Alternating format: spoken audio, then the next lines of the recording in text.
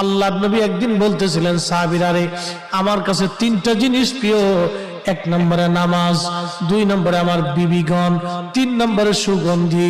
এক নম্বরে নামাজ আমি নবীর কাছে প্রিয়, সালাত আমি নবীর কাছে প্রিয়, নামাজ আমি নবীর কাছে প্রিয়। সারা রজনী জেগে জেগে নবী নামাজ পড়তেন, নামাজ পড়তে পড়তে পা ফুলে যাইতো।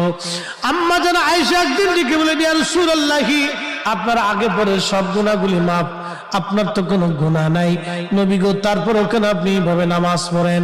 আল্লাহর নবী ডাক দিয়ে বলেন, আয়েশা রে, আমি কি আল্লাহর শুকরগুজার বান্দা হব না?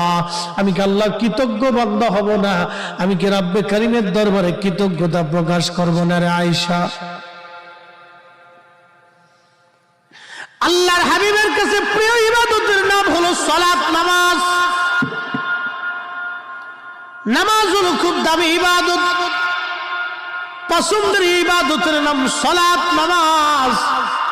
কঠিন মেহশরের মাঠে আল্লাহর আরশে